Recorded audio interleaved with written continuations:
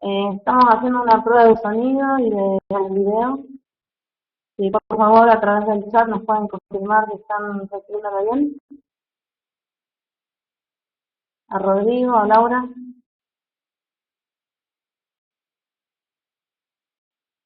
Gracias, Rodrigo. Y bien, Laura. Bueno, ya en unos minutos empieza la disertación. ¿Largo? Bueno. Dale, gracias. Bueno, ¿cómo le va a los conectados, a la gente que está acá presente, este público maravilloso que nos sigue a todos lados? Ya nos hemos saludado personalmente y bueno, a Rodrigo, Ángel y Laura, la bienvenida a la charla. Nos sacamos un poquito más por problemas técnicos que ya espero que hayan sido solucionados, si no, ustedes no saben. ¿Qué vamos? Bueno, primero me presento, mi nombre es Sebastián Rabelón, soy contador, graduado de la Universidad Nacional de Rosario y soy integrante de la Comisión de Contabilidad Social y Ambiental que funciona acá en el Consejo de Ciencias Económicas de Rosario. Y el título de la charla de hoy tiene que ver con la responsabilidad social y la reducción de costos. Este está basado en unos textos principalmente de Porter y Kramer y de una cátedra de la carrera de Contador Público de Ciencias Económicas, que es Información para la Gestión, donde hay un apunte de reducción de costos a través de distintas herramientas, de las cuales nosotros también hemos pasado en estas líneas. Esta charla la vamos a dar entre Joaquín Tíbolo, que ahora está a mi lado, ustedes todavía no lo ven, pero ya lo van a ver, que todavía es alumno, falta una materia ya para recibirse, esperamos que sea pronto, y yo, somos los que hemos preparado. Y bueno, ya arrancamos, esta primera parte la va a tomar Joaquín, y la segunda parte la voy a tomar yo.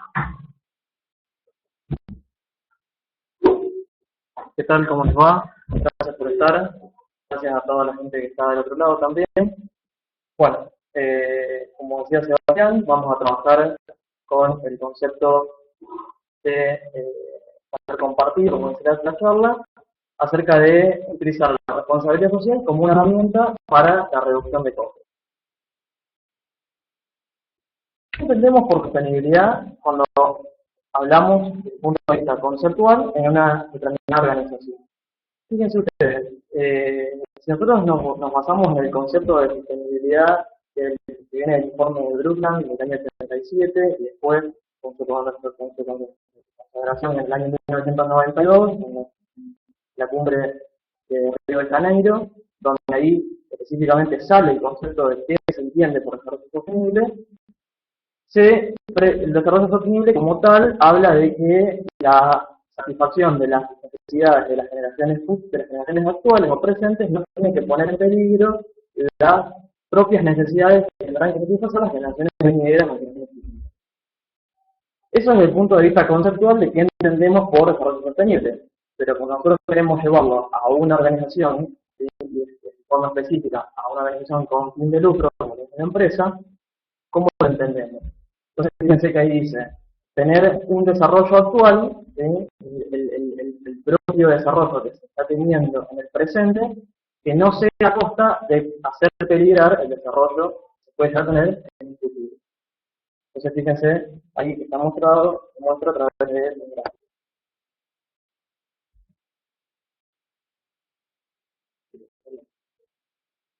Bueno, nosotros cómo entendemos, o sea, cómo llevamos el concepto de la sostenibilidad a las empresas. Recordando el concepto que recién acabábamos de dar, podríamos decir que la sostenibilidad la entendemos como el relacionamiento con grupos de interés. Es decir, para que verdaderamente exista un desarrollo actual sin que ponga en peligro el desarrollo futuro de la organización y de las próximas generaciones, es importante tener un buen relacionamiento con grupos de interés. Grupos de interés. Cuando hablamos de grupos de interés, en definitiva, ¿de qué estamos hablando? En el término inglés, stakeholders son todas aquellas personas o grupos de personas o organizaciones que en definitiva afectan a la organización y que a su vez estas también afectan a la organización propiamente dicha. ¿Sí? La organización tiene una influencia sobre ellas y ellas tienen una influencia sobre la organización. ¿Ya? Esa influencia puede ser positiva o negativa. ¿Sí? Vamos a tener que tratar de ir viendo con qué grupo vamos a trabajar y a su vez ir identificando los vínculos que tenemos que pueden ser positivos o negativos. Esta relación, en definitiva, con los grupos de interés, nosotros nos centramos en el punto de vista de una organización con fines de lucro, como es una empresa.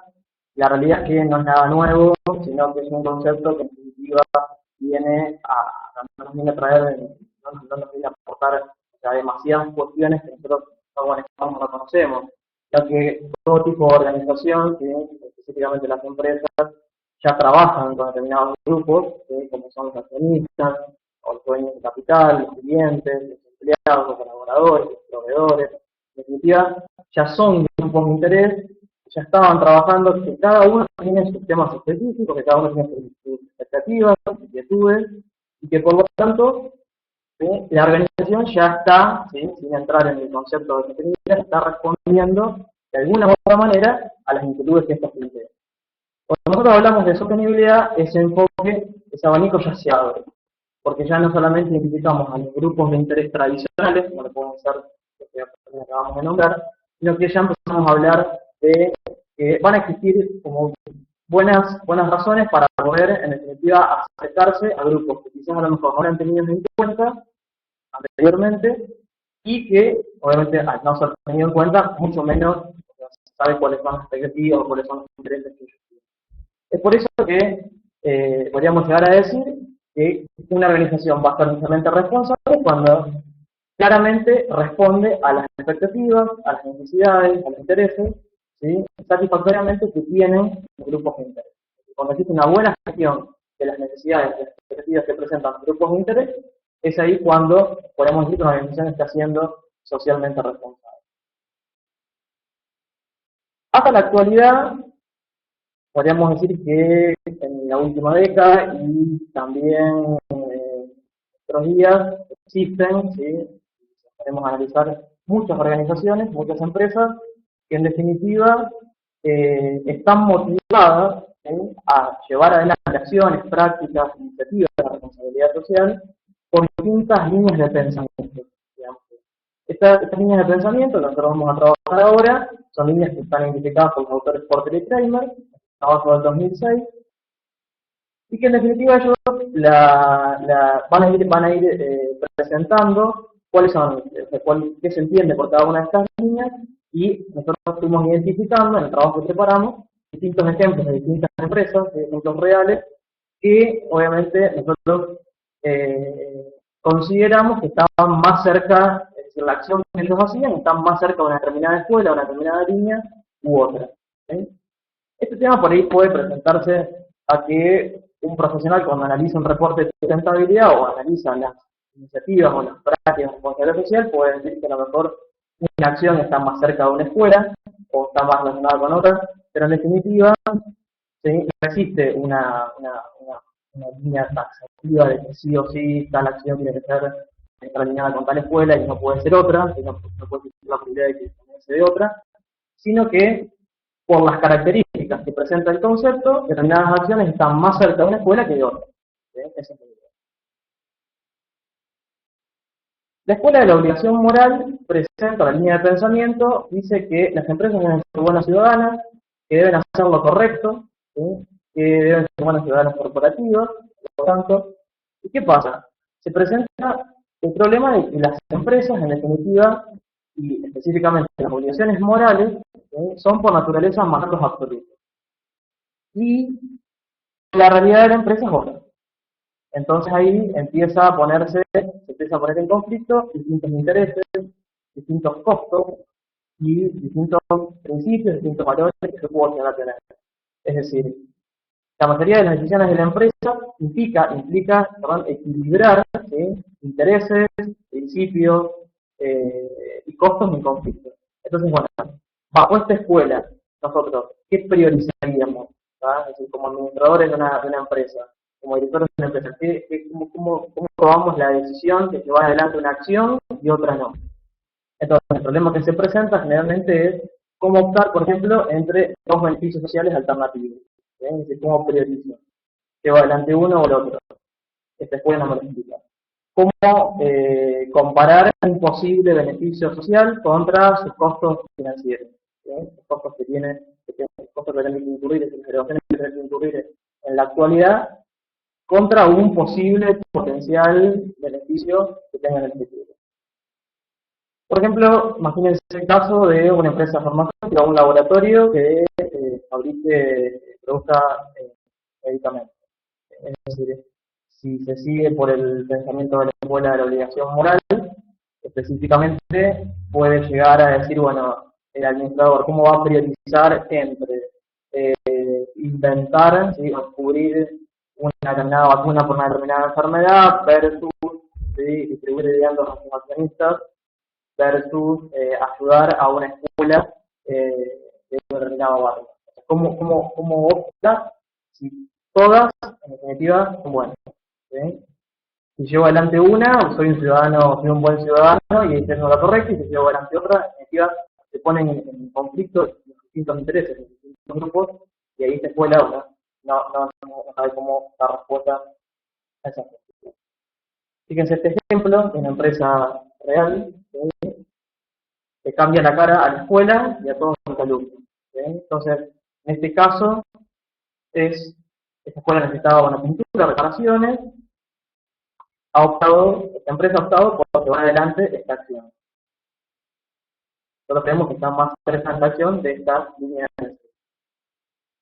Otra de las líneas es la línea o la escuela de la sustentabilidad.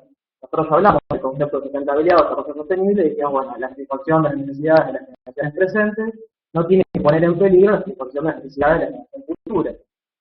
Esta escuela principalmente lo que hace es ir hacia lo que nosotros conocemos como tratar de obtener el triple resultado de ese interés. Que su accionar tenga un triple resultado positivo en la dimensión económica, social y ambiental. Y la realidad es que este principio, a su vez, funciona bien cuando el problema social o ambiental que se identificó por la empresa coincide con el interés económico de la empresa o con la regulación que tenga la empresa. Pero cuando no coincide, nuevamente estamos con intereses en conflicto. Entonces, ¿cómo resolvemos? Fíjense que ahí los problemas que están planteados es cómo opto entre dos objetivos de largo plazo alternativos. Generalmente esta escuela apunta a siempre el largo plazo, ¿tá? Es decir, a objetivos que tengan que ver más allá de cuestiones meramente cortoplacistas o que tengan que ver con cuestiones transitorias. Entonces, bueno, ¿cómo lo potencio? ¿Cómo opto de un posible beneficio a largo plazo contra costos que yo tengo que incurrir en corto plazo? Entonces, esta escuela también pone mucho énfasis, ya hablamos también de dónde venía, en la dimensión ambiental. Es decir, la protección y el cuidado del ambiente, y bueno, quizás a lo mejor descuidando las otras dimensiones, porque otros problemas no pueden llegar a existir, que también podrán haber sido identificados. También tenemos un ejemplo, que es una empresa que presta servicios, donde una de las prácticas es capacitación a los empleados sobre el cuidado del medio ambiente. Ahí trata de distintos cursos, distintas campañas internas para fomentar y concientizar a los empleados sobre la importancia del cuidado. La tercera escuela es la licencia para operar. Esta escuela tiene que ver, en funciona especialmente y la van a encontrar siempre en empresas donde generalmente la actividad económica que llevan adelante es generalmente altamente negativa, si tenemos un impacto altamente negativo hacia el ambiente. O también perjudicando a las comunidades donde está inserta la empresa. Entonces, estas empresas lo que necesitan en definitiva es un permiso, ¿sí?, es decir, está también la licencia social para operar, de los gobiernos, de las comunidades, en definitiva de todos los grupos de interés en los cuales esta puede llegar a influenciar, y por lo tanto, para poder operar, para poder desarrollar su actividad, necesita de que estos grupos sociales, estos grupos de interés, la legitimen a la empresa para que pueda llevar adelante su actividad. Esta línea, en definitiva, aporta una manera y una practicidad, ¿sí? Para poder explicar de manera concreta los impactos, ¿sí? O las problemáticas que tienen los grupos de interés de presión, que están ejerciendo una presión sobre la empresa, y por lo tanto, ¿sí? Fomentar el diálogo para tratar de aplacarlo. Fíjense que ahí viene el problema, dice, bueno, al tratar de satisfacer las necesidades y las expectativas de estos grupos de interés, ¿sí? Lo que se hace en definitiva es ceder el control primario de la agenda de responsabilidad social a grupos de presión que están por fuera de la institución. Entonces, acá ni hablemos de que haya integración en el núcleo de negocio, en la operatividad de la empresa, o sea, eso realmente nunca se cumple. Entonces, esta escuela, ¿sí? Es muy útil realmente para las empresas extractivas, las mineras, las petroleras, quizás a lo mejor también alguna constructora, ¿sí? Donde el quehacer diario, su actividad económica, tiene un alto impacto, ya sea en el ambiente o en la sociedad, y por tanto necesitan estar legitimadas por los grupos de interés principales que ejercen presiones sobre ellos para poder llevar adelante su actividad. Entonces, estas empresas generalmente lo que hacen es llevar adelante acciones de responsabilidad social para tener en cierto modo calmados a estos grupos y que los dejen operar. La idea central del pueblo. Fíjense que acá tengo un ejemplo de una minera, ¿sí? En Argentina, donde claramente, fíjense que ahí ustedes leen el primer párrafo, en el segundo renglón, dice para poder mitigar los riesgos, impactos sociales, cumplir con las obligaciones sociales y asegurar nuestra licencia social para operar. Les interesa llevar adelante el desarrollo de las comunidades vecinas, específicamente para poder, ¿sí?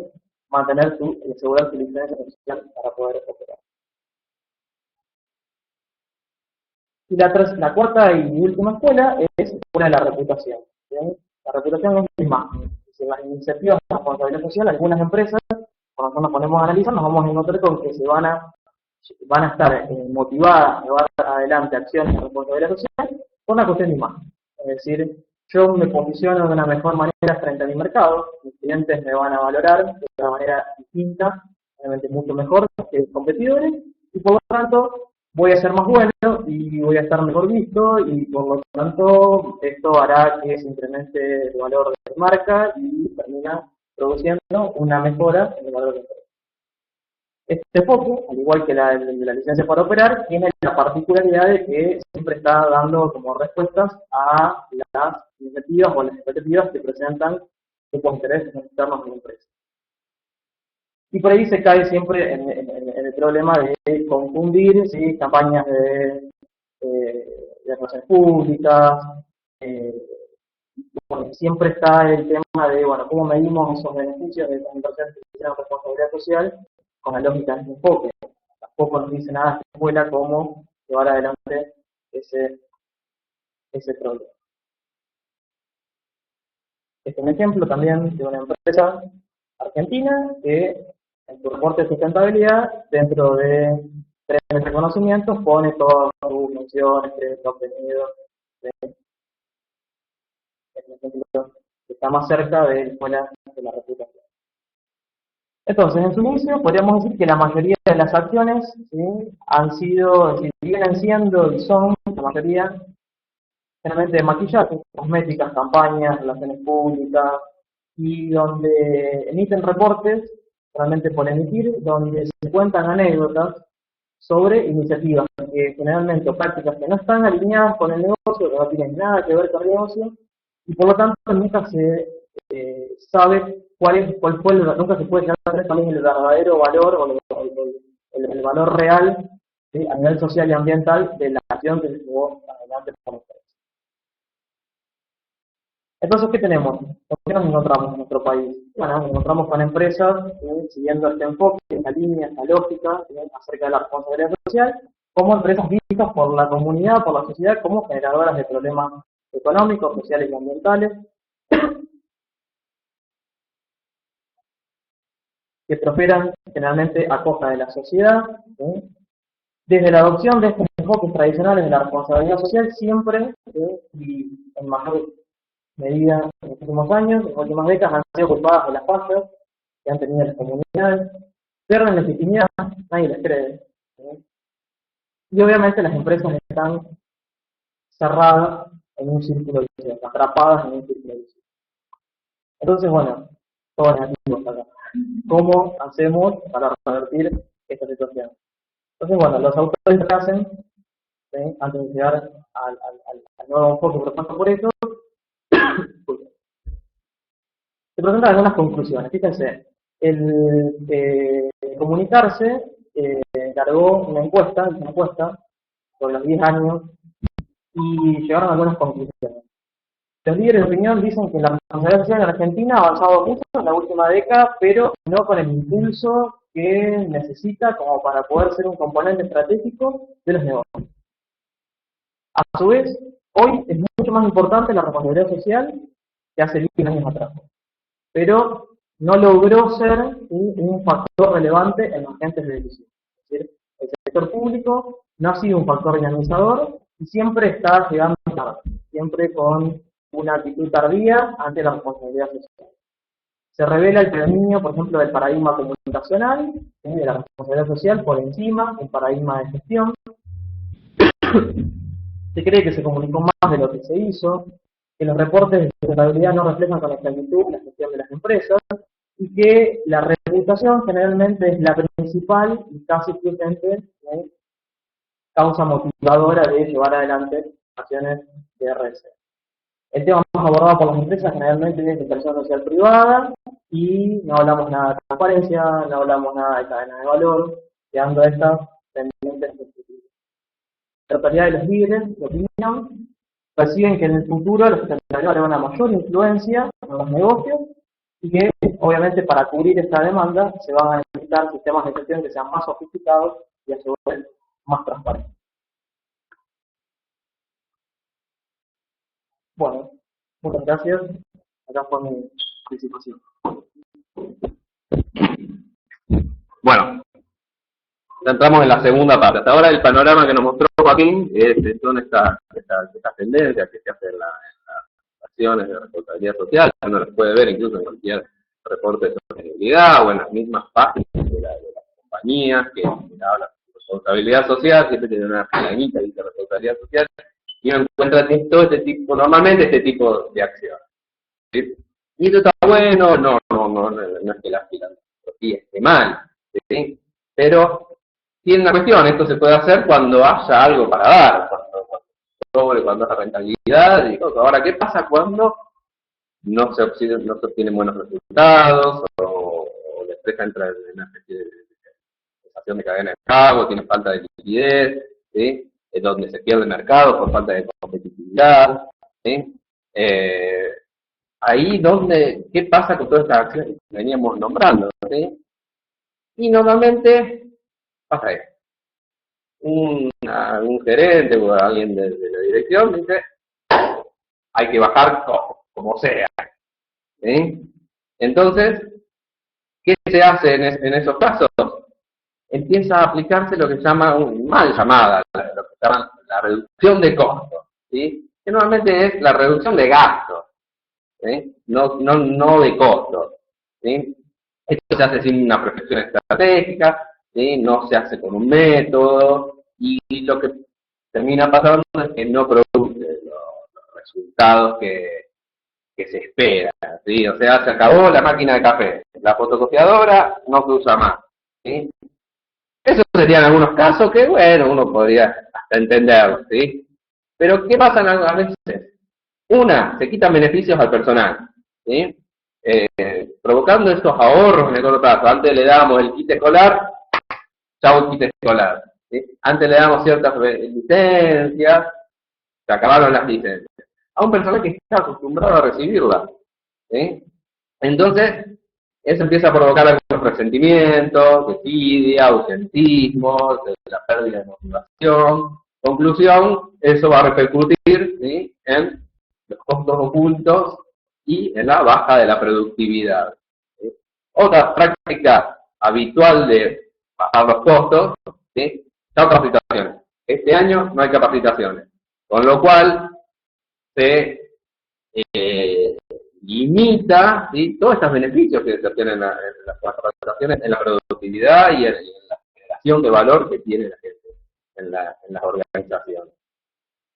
Por otro lado, se dice, bueno, vamos a reducir los costos de investigación y desarrollo, o vamos a bajar algunos costos de atención al cliente o en marketing, ¿sí? Con lo cual se pierde una calidad de este tipo de movimiento y que muchas veces es tomado por la competencia. Mal atendido, pero empieza a ser más permeable por la competencia, ¿sí? O un cliente que al que se necesitan también cuestiones de marketing, empieza a ser blanco de otro tipo de... Otra, y esta es, podríamos decir que es una de las peores, ¿sí? Cuando le bajamos la calidad del producto. Básicamente, yo no sé si existe en el mundo un producto o un servicio que no se pueda abaratar mediante bajarle la calidad. ¿Sí? Siempre se puede bajar un poquito más la calidad del producto o del servicio para hacerlo más barato. ¿Sí? Pero esto no es gratis. Obviamente va a repercutir en la fidelidad de los clientes, de los consumidores, ¿sí? Que tarde o temprano va a volver a tomar un impulso negativo, ¿sí? En la vuelta. Y otro, elegimos un ejemplo medio drástico, ¿sí? Cuando se bajan o se eliminan los gastos de mantenimiento, ¿sí? El mantenimiento preventivo, lo cual en el mejor de los casos produce una baja de roturas de maquinaria, una parada de máquinas, ¿sí? Y en el peor de los casos terminan en accidentes, ¿sí? Cuando se hace el achicamiento en los costos, en los gastos, ¿sí? De mantenimiento.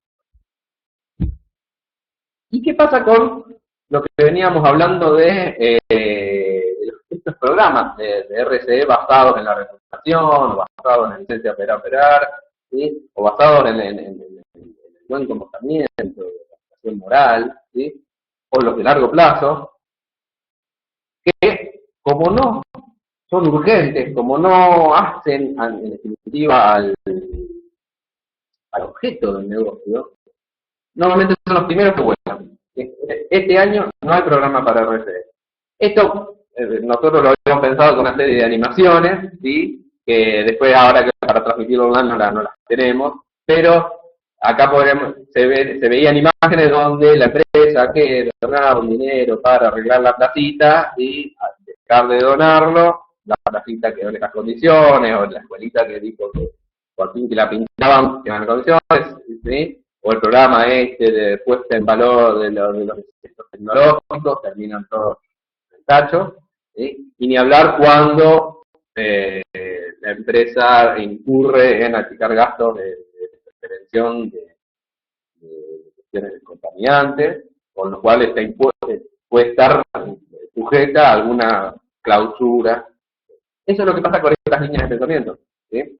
Cuando hay plata, todo bien, donamos. Cuando no hay más plata, lo tenemos que cortar, ¿sí? Y acá habría que aclarar o habría que llegar a una conclusión de que la verdadera reducción de costos es cuando se eliminan las causas, costos, ¿sí? Famosos costos ocultos, ¿sí? O lo que nos lleva a los costos innecesarios, ¿sí?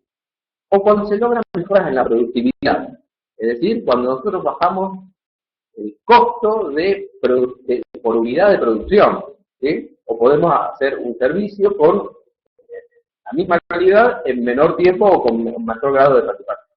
Esa es la verdadera reducción de costos, aumentar la productividad, ¿sí? Producir más con los mismos recursos o más rápido, ¿sí? Esa es la productividad, ¿sí?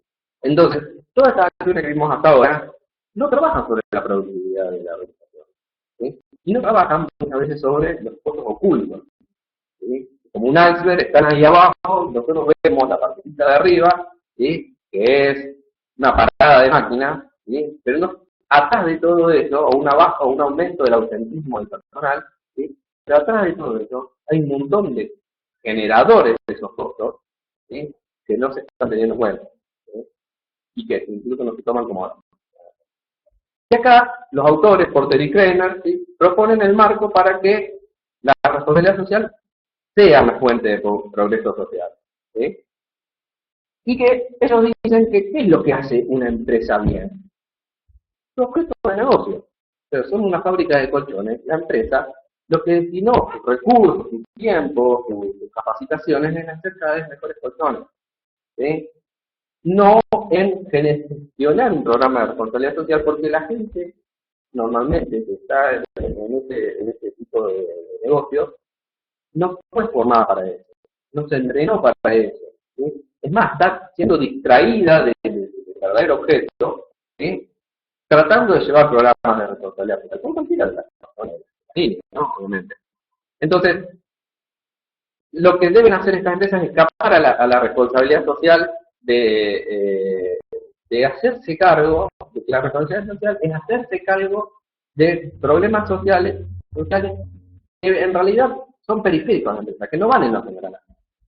¿Sí? Y eso llega a una frase muy fuerte, ¿sí? Donde dice que ningún programa social puede competir con el sector de negocios a la hora de crear y generar puestos de trabajo, ¿sí? O generar innovación. Supuestamente la empresa lo que mejor hace es su producto o su servicio. ¿Sí? Entonces, en la medida que mejore esto, ningún programa social se va a hacer tan efectivo como este. Como forma de actuar, los autores proponen, ¿sí?, que la empresa debe actuar como empresa. O sea, que la empresa sean empresas, no sean donantes caritativos. Por eso hay otras fundaciones, hay otros organismos, pero la empresa debe actuar como empresa. ¿Sí? Y que hay que redefinir el propósito de la corporación. ¿Sí? Es decir, no solamente generar rentabilidad. ¿Sí? Habría que ver cuál es el verdadero propósito o qué tiene que ver con la sostenibilidad de la organización. ¿Sí? Y no es obtener, obviamente, utilidad a toda costa para luego ser caritativo. Ese no es solo el propósito de la organización. Entonces, la idea siempre es hacer una nueva manera de funcionamiento que, por un lado, cree valor a las empresas y, por el otro lado, cree valor a la sociedad. ¿Sí? Y acá surge el concepto de valor compartido, que lo definen los autores como las políticas y prácticas operacionales que mejoran la competitividad de una empresa, repito, mejoran la competitividad de una empresa y a la vez ayudan a mejorar las condiciones económicas, sociales y ambientales en la comunidad donde viven. ¿Sí? Fíjense que los autores hablan de valor compartido ligado a mejoras de competitividad. Distinto es de la filantropía, que nada tiene que ver. Una acción de reputación no tiene que ver con la productividad. ¿Sí? Competitividad. No tiene que ver con la competitividad de la realidad. Una acción de obligación moral tampoco mejora la competitividad. No está enfocada, ¿sí?, a mejorar la competitividad. ¿Sí? Ellos hablan de que el progreso económico y el progreso social siempre puede ser abordado mediante el principio del valor o de la ganancia, de que ambas partes obtengan un valor. O sea, no sería esta famosa suma cero, donde si yo doy 1000, es que estoy perdiendo 1000, ¿sí?, sino que tanto la sociedad, ¿sí?, o el ambiente como la empresa ganan, ¿sí?, donde generan valor, ¿sí?, las problemáticas sociales y ambientales, ¿sí?, puede ser un punto de valor para la empresa, mejorarla. ¿Sí? Entonces, esta nueva visión del valor compartido pretende generar ganancias y utilidades sociales, no al final del proceso, sino al principio. O sea, no es que al final del proceso, al tener yo ganancias, genero utilidades, sino que ya están metidas adentro del proceso. La empresa ya empieza a producir, ¿sí?, con este valor agregado, ¿sí?, con este valor compartido. Ahora, ¿cómo identificamos acciones que generan valor compartido? Y acá, esto es manual, guía práctica de cómo generar valor compartido. ¿Sí? Primero, identificar los grupos de interés. Ahora después lo vamos a explicar un poco más con detalle. Segundo, identificar los vínculos que tenemos con estos grupos de interés. Los autores señalan que hay dos tipos de vínculos. De adentro hacia afuera, o sea, donde la organización influencia al entorno, ¿sí?, o de afuera hacia adentro, donde el grupo de interés o el entorno influencia a la organización. ¿Sí? Esta evaluación del impacto puede ser, como tercer paso, hay que evaluar el impacto. ¿Cómo es el impacto de este vínculo hacia afuera o hacia adentro? Puede ser, como dijo Joaquín, positivo o negativo. ¿Sí? ¿Y qué acciones podemos tomar primero con los grupos de interés donde tenemos una doble vía, donde tenemos una influencia hacia afuera y a la vez ellos tienen una influencia hacia adentro? Esa sería uno puede pensar rápidamente en acciones. Y lo otro, que ya requiere un poquito más de innovación y un poquito más de creatividad, es las acciones con distintos grupos de interés, ¿sí? A partir del análisis. Ahora vamos a ver algunos ejemplos. Primero, como decíamos, el primer paso es la identificación de los grupos de interés. ¿Sobre qué van a ser los grupos de interés? La empresa en realidad también es un cúmulo de grupos de interés, porque la empresa, uno puede decir que los accionistas, más el personal, más los proveedores. Entonces, en realidad nosotros tenemos que verlo de los procesos. La empresa tiene unas actividades o procesos con los cuales influencian y se ven influenciados por estos grupos de interés. ¿Cuáles son los típicos grupos de interés? Clientes, proveedores, que influencian en los procesos, accionistas, la comunidad, influencian en este proceso. Lo que hay que ser bastante específico en esto es, lo primero que sale es cliente, ¿sí? Está bien, el cliente no hay duda que es un grupo de interés, básicamente, ¿sí? Pero ¿quién es el cliente? ¿Sí? Esto nos va a ayudar después a diferenciar. Por ejemplo, yo soy transportista de combustible, ¿sí? Mi cliente es YPF. ¿Pero quién? ¿Quién es mi cliente? ¿Quién es mi cliente? ¿Sí? El accionista, el directorio, el playero que me sirve la nafta en la estación. ¿Cuál es el cliente? Entonces, quizás para este transportista, el cliente es aquel con el que gestiona los viajes, o sea, el que le manda, mira, yo tengo tantos camiones para repartir combustible, y le digo, bueno, repartí en tal y tal y tal estación. ¿Sí? Ese es mi cliente en este momento. ¿Sí? En definitiva, el que me está dando el trabajo. ¿Cuál es otro cliente? Bueno, el playero, el encargado de la estación de servicio que va a recibir ese camión con el combustible. ¿También es un cliente? Sí, también es un cliente. ¿Sí? Conviene ser también específico con respecto a eso, porque nos va a ayudar después a identificar bien los vínculos. ¿Sí? ¿Qué es lo que esperan ellos? ¿Cómo lo influencia todo esto? Y cómo ellos me influencian a mí. ¿Sí? Al ser muy genérico es más difícil esta vinculación.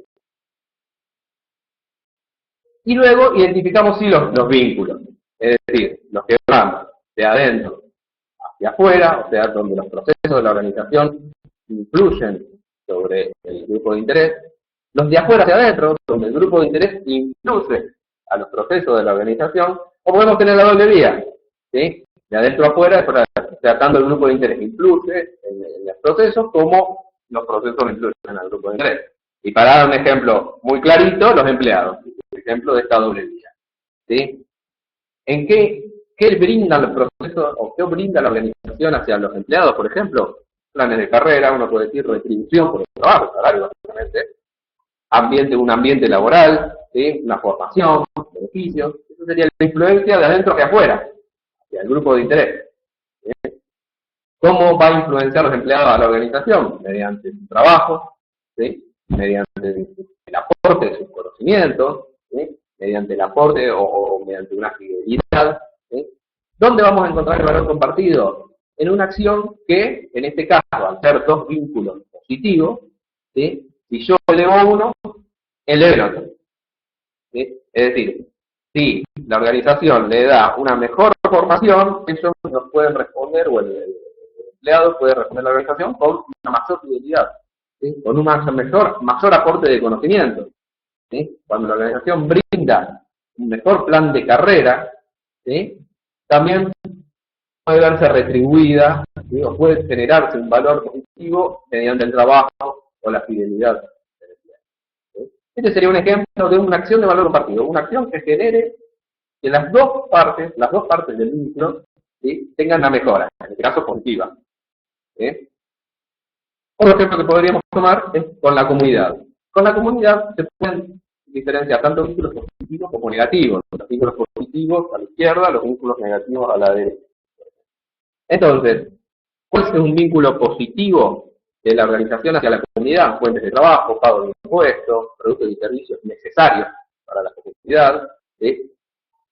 ¿Qué le da a la comunidad de positivo a la organización? Infraestructura, recursos humanos formados, ambiente de negocio, ¿sí? Seguridad. ¿Cuál podría ser un vínculo negativo que tiene la organización para con la comunidad?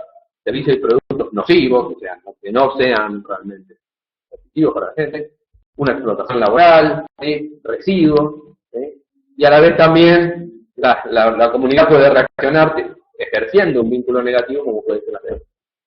¿Sí? Entonces, ¿dónde va a estar la acción de valor compartido? En combinar. Si yo elevo los positivos, si yo brindo mejores productos y servicios, ¿sí? Quizás logre bajar, por ejemplo, un vínculo negativo como las denuncias.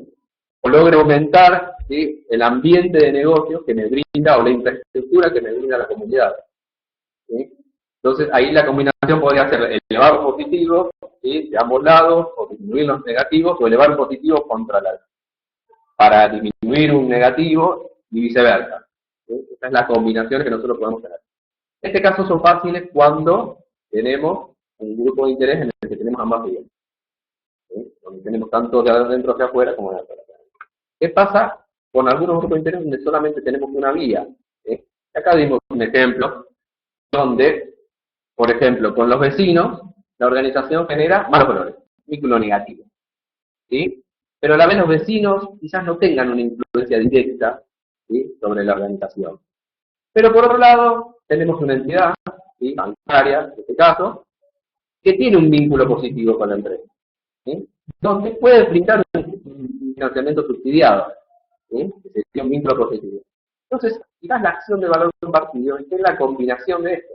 Es decir, si yo logro por ejemplo, una mejora tecnológica, ¿sí? Que mejore mi productividad y a la vez disminuya los malos valores generados a la comunidad, ¿sí? Y lo puedo tramitar con un banco que esté afín a eso, por ejemplo, acá pusimos un banco municipal, ¿sí? Que estaría muy interesado, ¿sí? En las mejoras dentro del municipio. Entonces, la acción de valor compartido acá tiene que ver con el entrecruzamiento de dos vínculos por distintos grupos. ¿Sí? ¿Está claro con el público presente? ¿Está claro con la gente online? Si no, tienen la posibilidad de escribirlo en el chat, ¿sí? Algo que no está claro. Incluso después vamos a dar un pequeño espacio para preguntas que también podemos hacer online con el día chat. ¿Sí? Está siempre abierto, así que lo pueden escribir.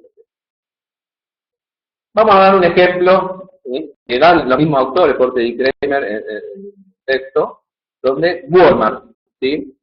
Ejemplo de una empresa que hizo, redujo sus empaques y cambió sus rutas de los camiones, ¿sí? Para logrando una reducción en el recorrido de 160 millones de kilómetros durante 2009. Esto les produjo, ¿sí?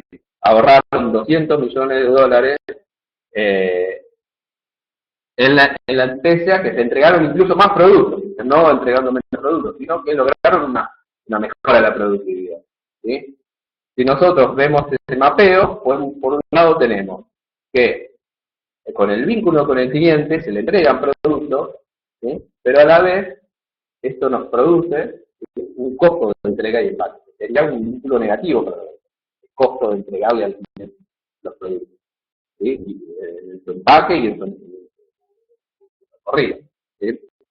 Pero por otro lado tenemos un vínculo con el ambiente, que esta entrega nos produce, ¿sí? Por hacer esta entrega, por esta actividad, por este proceso, la empresa produce unas emisiones, ¿sí? Desde el invernadero en la logística, y este empaque va a tener un residuo, ¿sí? El empaque va a terminar generando un residuo, ¿sí?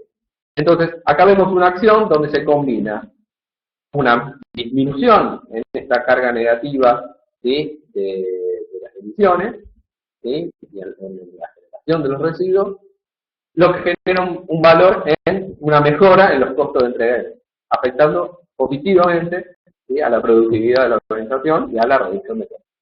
Este es un ejemplo que dan los autores. Otro ejemplo que encontramos vía web, ¿sí? En este caso es una empresa láctea que produce queso, ¿sí? Donde analizaron un mercado, analizando su cliente, y en este sentido es lo importante de la identificación del grupo de interés. Vieron que dentro de sus clientes había mujeres que estaban realizando un tratamiento por una enfermedad, ¿sí? En este caso el cáncer, ¿sí? Donde la misma quimioterapia les producía una baja en los niveles de calcio y necesitaban consumir más calcio. Entonces replanteó un producto, ¿sí? Un queso con mayor cantidad de calcio, ¿sí? Y la otra cosa que hizo es contrató mujeres que hayan estado en este tratamiento para hacerle en la promoción por ejemplo, en los supermercados, ¿sí? Incluso a promoverlo ante las mismas otras pacientes, ¿sí? Por lo cual, gracias a este producto, ¿sí? El aumento de las ventas de este producto consiguió que un ingreso, ¿sí? De al menos 40 millones de pesos, ¿sí? En pesos que le generaron un crecimiento. ¿Un porcentaje? Un 33% de crecimiento. Esto no puedo ver del numerito. ¿Sí? Entonces, si nosotros vemos el mapa, vemos que hay un grupo de interés específico, como son las mujeres en este tipo de tratamiento, ¿sí? Donde, por un lado, la influencia que ejerce la organización sobre ellas, ¿sí? Son productos saludables, ¿sí? Brindar productos saludables y a la vez oferta laboral, ¿sí? En contraprestación, se le da un ingreso por la venta de este producto, ¿sí? Entonces, mediante esta acción logró subir, ¿sí? Ambas partes del vínculo. Es decir, al dar mejores productos, obtuvo un mejor ingreso. Estos son dos ejemplos que hemos tomado para ilustrar, ¿sí? Dentro de conclusión final, ¿sí? Para no hacer perder más tiempo. Un poco esto lo trajimos de los autores, que las corporaciones no son responsables de los problemas del mundo, ¿sí? Ni tienen todos los recursos que necesitan para resolverlos, ¿sí? Pero sí, las empresas pueden identificar un conjunto particular de problemas sociales y ambientales, sobre todo que les influencia dentro de su productividad, y trabajar sobre ello, ¿sí? Trabajar sobre ello dentro de su proceso, ¿sí? ¿Qué es lo que mejor sabe hacer? Y así de esta forma obtener un mejor beneficio competitivo, mejorando algunos problemas sociales, ¿sí? Y dice, cuando una empresa está bien gestionada, ¿sí? Y aplica todos estos recursos, experiencia, ¿sí? Talento, obtiene, según los autores, el mayor impacto, un impacto mucho mayor sobre el bienestar que cualquier otra institución u organización filantrópica, palabra de los autores, ¿eh? Y que abordar los temas sociales, creando valor compartido, conducirá a soluciones autosostenibles, es decir, que no dependen si el Estado nos da subsidios, si este año tuvimos ganancias, si este año tuvimos, ¿sí? Sino que la misma acción, ¿sí? Es válida en sí. Es válida en sí porque nos mejora el ciclo productivo, la cadena de valor, ¿sí? Entonces, la empresa directamente le incorpora y no puede dejar de hacerlo, de año sí, de otro año no, ¿sí? Ya afecta su misma competitividad, ¿sí? Entonces, gracias a esto es donde la empresa va a lograr reducir sus costos mediante, o reducir la eliminación de las causas de estos costos mediante mejoras, ¿sí? O la eliminación de las causas o las mejoras en la productividad, ¿sí? Mediante estas acciones de responsabilidad social con ese vínculo con grupos de interés, ¿sí? Bueno, hasta acá tendríamos la charla oficial, ¿sí? Estamos acá los dos para responder preguntas, o sea, también vía web con el chat. Espero que se haya quedado claro, y si no, que pregunten ahora o callen hasta los presentes. ¿Alguna consulta?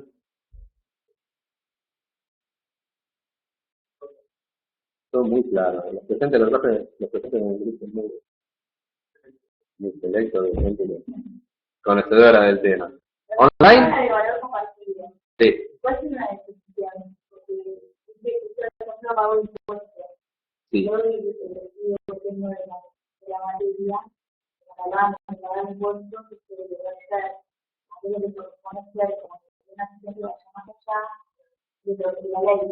En este caso, el pago de impuestos no es de por sí responsabilidad social y valor compartido. Es una de la influencia que tiene el proceso de organización sobre la comunidad, ¿sí? ¿Cuándo se va a transformar en valor compartido? Cuando yo, a partir de una acción, ¿sí? Contribuyo con mejores impuestos a la comunidad, por ejemplo, aumento de ventas, ¿sí? No, el pago de impuestos no es una acción de responsabilidad. El pago de impuestos es una obligación, pero también es una influencia que yo tengo sobre la comunidad, ¿sí? Por mi actividad, ¿sí? Yo influencio a la comunidad. Una de las influencias que tengo en la comunidad es el pago de impuestos, ¿sí? Ahora yo tendría que estudiar, ¿sí? Si hay alguna acción, ¿sí? Mediante que yo logre, que la empresa logre un beneficio, ¿sí? Y que a la vez también redunde en mejores impuestos para la comunidad. Ahí sí estaría hablando de valor compartido, ¿sí? Pero el pago de impuestos de por sí solo no es responsabilidad fiscal. ¿Alguna otra pregunta? Gente online.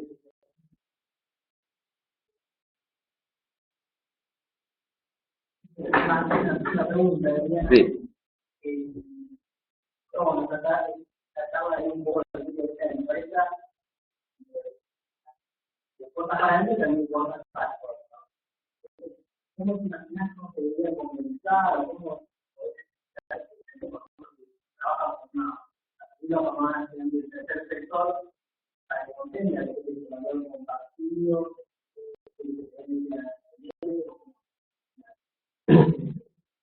Sí. Ya llegar a abordar, digamos, que vayan a abordar, no, Normalmente, cuando uno analiza los grupos de interés, ¿sí? Puede haber organizaciones del tercer sector de la sociedad civil, ¿sí? Muchas veces la influencia que ellos tienen es por estar representando, ¿sí? Algún grupo de interés, ¿sí? Vamos a hablar, por ejemplo, Greenpeace, ¿sí? Greenpeace capaz es el vocero, porque si uno dice un grupo de interés es el medio ambiente o las generaciones futuras, ¿sí? Que hoy no tienen una voz, ¿sí? Normalmente esa voz es tomada, ¿sí? Por algún grupo, ¿sí? Alguna institución del sector, ¿sí? En este caso, nosotros no podemos llegar a identificarla como un grupo de interés, ¿sí? O como el portavoz de ese grupo de interés, ¿sí? Y a partir de ahí, analizar mejoras en este vínculo combinadas con esta institución del tercer sector, ¿sí? Esa sería la forma dentro del concepto de valor compartido, ¿sí? Donde uno podría combinarlo. La otra, ¿sí? Es cuando, por ejemplo, nosotros nombramos acá, ¿sí? Una acción que nosotros podemos ejercer, ¿sí? Que sea del radio de interés, ¿sí? En este caso, por ejemplo, los malos olores que genera la organización a los vecinos, ¿sí? Podría estar dentro del interés del Banco Municipal, ¿sí? Que se reduzca esto. Y en este caso, el Banco Municipal nos puede llegar a generar un valor, ¿sí? Justamente para que nosotros reduzcamos este efecto negativo en la comunidad. Entonces, otra forma de interrelación es que si esta ONG, ¿sí? También nos pueden llegar a brindar una ayuda, y no solamente financiera, sino también de relaciones, ¿sí? Para justamente el objetivo también que pretenden ellas, ¿sí? O por la causa que ellas están constituidas. Ahí podrías lograr un valor compartido justamente con ONG que no tengan directamente una influencia o sea,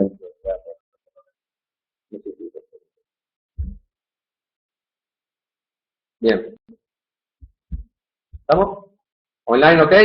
Al menos pónganme ok si no tienen preguntas. Bueno, si no hay más comentarios, preguntas. Bueno, ya nos han respondido, significa que al menos tuvieron hasta el final, ¿sí? Laura seguro. Bueno, les agradecemos. Acá hay una última firmina que se agradece, ¿sí? Ahí está. Muchas gracias por la atención. Próximamente tendremos otra charla de acompañar. Y hasta la próxima. Adiós.